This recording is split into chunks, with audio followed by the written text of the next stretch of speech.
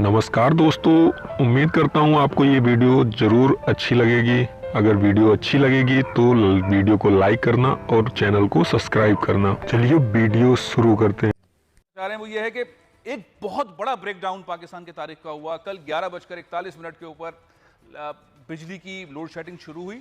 लोगों ने कहा कि लाइट चली गई है, लाइट चली गई, कब आएगी? फिर मालूम हुआ नहीं, सिर्फ हमारे पास नहीं गई है बल्कि बराबर वाले इलाके में भी गई है, इस शहर में भी गई है, इस शहर में भी गई। फिर मालूम हुआ कराची में गई है, पेशावर में गई है, कोयटा में गई है, सरगोदा में गई है, सियालकोट में गई है, और फिर पता चला पूरे पाकिस्तान में चारों सूबों के अंदर वफाक में हर जगह बिजली चली गई है। फिर अफवाहों ने घेर लिया। किसी ने कहा जंग होने वाली है, किसी ने कहा सोशल मीडिया पे एक कलाबाजियां शुरू हो गई, किसी ने कहा कि एयरफोर्स हाई अलर्ट है। मुख्तलिफ किस्म की गुफ्तगू होती रही। इंडिया ने हमला कर दिया है, ऐसा हो गया है, मार्शल लॉ लगने वाला है, क्या होने वाला है, और कोई हुकूमती तर्जुमान अवेलेबल नहीं था कि यह हुआ क्या है। कोई ऑफिशियल बयान नहीं आया रात को बहुत देर तक, उस वक्त तक जबकि 70% लोगों के मोबाइल जो थे उनकी बैटरियां खत्म हो गई। और उसके बाद फिर पता चलना शुरू हुआ कि ये टेक्निकल फॉल्ट है। ये टेक्निकल फॉल्ट हुआ कैसे, क्या वजह है कि टेक्निकल फॉल्ट आया और इतना बड़ा टेक्निकल फॉल्ट आया? और ये टेक्निकल फॉल्ट के बारे में फिर आज बताया हमें वफाकी वजीर हैं उमर अयूब साहब। उन्होंने क्या बताया, इसमें टेक्निकल प्रॉब्लम क्या है। बहाल होना शुरू हो गई है बिजली, बहुत सारे शहरों में आ भी गई है, लेकिन उमर अयूब साहब ने कहा क्या, आइए सुनिए। ऑपरेशन पे ज्यादा तवज्जो दी गई, और जो बिजली का निजाम होता है उसकी बुनियादी तौर पे 3 पहलू होते हैं। एक जहां से कि बिजली पैदावार, दूसरी उसकी तरसील, और तीसरी उसकी डिस्ट्रीब्यूशन होती है। इसमें अगर एक भी काम न कर रहा हो तो वो सारी मेहनत ज़ाया हो जाती है, और आपका जो बिजली की तरसील का जो एक सीक्वेंस है वो डिसरप्ट हो जाता है। जो एक तौजीह है वो कितनी स्ट्रांग है या नहीं, जानने की कोशिश कर लेते हैं। इमरान साहब, पहले भी ये चीज़ें तो हुई हैं, आप समझते हैं कि तरसील का निज़ाम बेहतर करने में वाकई तवज्जो नहीं दी गई जिसकी वजह से है, या फिर ये वही बात है जो एक रिवायती बात है हमेशा कही जाती है? साहब जो कह रहे थे ना, मैं पहले इस पे आपको बता दूं। उन्होंने कहा जी 2-3 चीज़ें होती हैं। पहली चीज़ होती है पैदावार, और दूसरी होती है तरसील, तीसरी होती है डिस्ट्रीब्यूशन। अब मैं सबसे पहले तो उनसे ये पूछना चाहता हूँ कि शिबली फराज साहब, आप तो माशाल्लाह बड़े काबिल इंसान हैं। तरसील और डिस्ट्रीब्यूशन तरसील और डिस्ट्रीब्यूशन आपने तीसरी, जनाब तीसरी चीज होती है मेंटेनेंस। मान लिया कि पिछली हुकूमतों ने कुछ नहीं किया, लेकिन अब 2.5 साल से ज्यादा आपको भी हो गए हैं। अब मुझे आप ये बता दें, एक इदारा एनटीडीसी, उसकी बुनियादी जिम्मेदारी ये होती है कि उसने इन सारी चीज़ों का ख्याल रखना होता है, मेंटेनेंस भी करनी होती है। और ये जो आपको बताऊं, खास तौर पे जब धुंध और ये फॉग वाला मौसम आता है तो उससे पहले उसका काम ये होता है कि मेन जितनी ट्रांसमिशन लाइंस है उनकी वाशिंग करना होती है, क्योंकि हमारे मुल्क में बहुत ज़्यादा गर्द, मट्टी और इस तरह की चीज़ें होती हैं, इसलिए मेन लाइंस की वाशिंग की जाती है बाकायदा। आपकी इतला के लिए अर्ज है कि मौजूदा हुकूमत ने वाशिंग ही नहीं की। अच्छा, इसलिए जब धुंध हुई तो सबसे पहले गद्दू ब्रेकडाउन हुआ, जिसमें तकरीबन 900 के करीब 900 मेगावाट बिजली जो है वो सिस्टम से निकल गई। जब वो निकल गई तो उससे कैपको को सबसे ज्यादा असर पड़ा, यानी जनूबी पंजाब आपका सारा एकदम से तारीक हो गया। ये सारा सिस्टम होता है इंटीग्रेटेड। अच्छा, वहां अब सुन लें, वहां पिछली हुकूमत की नाअहली तो फिर डिस्कस कर लेंगे, मौजूदा हुकूमत और इदारों की बात सुन लें। एक दूसरा इदारा होता है जिसका नाम होता है एनपीसीसी, यानी नेशनल पावर कंट्रोल सेंटर। उसका ये काम होता है कि इस तरह का अगर कोई मामला हो जाए, और बड़े अफसर वहां पे इस्लामाबाद में बैठे होते हैं जिन्होंने सिर्फ ये मेंटेनेंस देखनी होती है कि खुदा न खास्ता इस तरह का कोई मामला हो जाए तो उस पर काबू कैसे पाया जाए, किस तरह से उस इंटीग्रेटेड सिस्टम में से चीजों को किसी को बंद किया जाए, किसी को अलग किया जाए, ताकि मजीद उससे नुकसान ना हो। उन्होंने भी कुछ नहीं किया। हुआ क्या कि पूरा मुल्क आपका कराची से लेकर पेशावर, ये इदारे में भी लोग पहली दफा आए हैं क्या? गवर्नमेंट में तो आए ही थे। यही तो रूटीन ऐसे हो जाते हैं। हमने न्यूयॉर्क में भी देखा था, ब्रेकडाउन हो गया था, पूरा न्यूयॉर्क ही अंधेरे में डूब गया था। और हो जाते हैं प्रॉब्लम्स, तो तरक्की याफ्ता ममालिक में भी हो जाते हैं। हम लोग कोई बहुत ज्यादा ही तो नहीं तनकीद शुरू कर देते, क्या ख्याल है? नहीं, मेरे ख्याल में हम तनकीद नहीं करते, जाहिर है।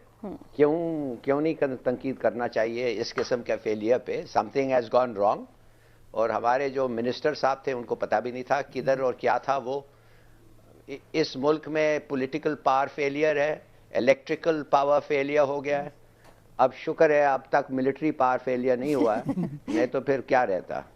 ये है कि ये बिजली जो है, इसमें ये हुआ क्या, इसको तो समझने की कोशिश, तो अचानक क्या हो गया पूरे मुल्क में, और ये दोबारा होगा। ये सिक्योरिटी क्राइसिस भी है, बहुत बड़ा सिक्योरिटी क्राइसिस है ना। तमाम मुल्क के अंदर जो है वो एकदम से ब्लैकआउट हो गया, और तमाम रात जो है वो अफवाहें भी फैलती रहीं, तरदीदें भी होती रहीं, इल्ज़ामात भी लगते रहे। हमारे यहाँ, और ये आप तसव्वुर करें कि जो कल रात को हुआ है और अभी भी जारी है, मुल्क के बड़े हिस्से में बिजली बहाल नहीं हो सकी, लेकिन आप तसव्वुर करें कि ये कल की जगह परसों होता, जब हज़ारों लोग सड़कों पे थे, जनाजे रख लेके बैठे हुए थे कोयटा में और बाकी उनके एहतजाज के साथ, वो ये एक रोज़ पहले होता और अचानक बिजली पूरे मुल्क में ब्लैकआउट हो जाता तो क्या होता। अच्छा, तो और ये भी लेट नाइट हुआ, तो उसकी यानी 11 बज के कुछ मिनट पे तो उसकी वजह लोग अपना जो दुकानें वुकानें और वो सारा करके वापस घरों को पहुंच गए हुए थे। अच्छा, ये 7-8 बजे हो जाता अंधेरा, तो आप सोचें कि कैसे इसमें ट्रैफिक कैसे मूव करती। क्या 2-3 इसमें बातें बड़ी अहम है। पहली तो बात ये है कि ये एक सिक्योरिटी क्राइसिस इसलिए है कि आपको ये इल्म होना चाहिए कि ये ब्रेकडाउन क्यों हुआ। क्या कोई टेक्निकल फॉल्ट है? ठीक है, 3-4 वजूहात होती हैं। अगर मैसिव ब्लैकआउट हो जाए मुल्क में अचानक, तो या तो टेक्निकल फॉल्ट हुआ है, या ये है कि टेक्निकल फॉल्ट की फिर और बहुत सारी मिसाल उसमें बन सकती हैं कि एक पावर प्लांट पे हुआ, दूसरे पे हो गया कोई टेक्निकल फॉल्ट, या फिर खुदा न खासा साइबर अटैक हुआ है, जैसे यूक्रेन में हुआ था। ठीक है, यूक्रेन में 2015 प्रॉपर साइबर अटैक हो गया, वो 6 घंटे तक पूरी बिजली उनको सारा सिस्टम उड़ा दिया था, और वो साइबर अटैक बहुत खतरनाक था।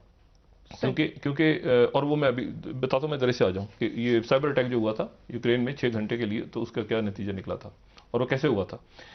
तो या फिर स्पेस के अंदर, अब तो यहाँ तक तहकीक हो रही है कि स्पेस में जो स्पेस वेदर है, इलेक्ट्रोमैग्नेटिक वेव्स आ रही हैं, उनके नतीजे के अंदर कोई क्राइसिस पैदा हुआ। ठीक है, कहीं पे फिजिकल अटैक्स भी हुए हैं, अफगानिस्तान, इराक वगैरह में लोगों ने जाके पावर स्टेशन पे हल्ला बोला, लेकिन वो नेशनल लेवल पे नहीं। नेशनल लेवल पे कोई जल्जला आ गया, 2005 का जल्जला आया था, ग्रिड स्टेशन गिर गए थे, लेकिन तब हमें पता है सारा। लेकिन ये सिक्योरिटी क्राइसिस इसलिए है कि एक तो आपको वजह पता होनी चाहिए कि साइबर अटैक तो नहीं हुआ।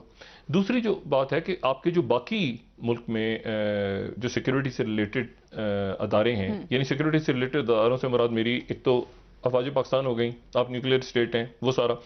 दूसरी ये कि सिक्योरिटी से रिलेटेड फिर और बहुत से मामला हैं जो लोगों की सिक्योरिटी से रिलेटेड है, जो इमरजेंसी सर्विसेज आप कह सकते हैं, हॉस्पिटल, आपकी फूड सिक्योरिटी, आपकी इवन सड़कों पे लाइट्स, ट्रैफिक लाइट्स, छोटी छोटी चीज़ें जो हमारे आपके जहन में नहीं आ रही होती।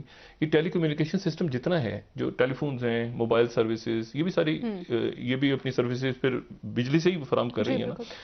बैंक्स, कैश मशीन्स, ठीक है ना, लोग जा रहे हैं पैसे निकालने हैं, यार पैसे नहीं है, कैश। आजकल के दिनों में जब सारा काम ऑनलाइन हो रहा है, और तो मुझे बताएं कि अगर इस मौके पे बिजली चली जाती है और साथ ही इंटरनेट सर्विसेज, टेली कम्युनिकेशन की डिपेंड कर रही है सारा का सारा बिजली पे, वो ऐसे तो वो हो रहा है, तो इंटरनेट चल रहा है, इंटरनेट हुआ तो मतलब।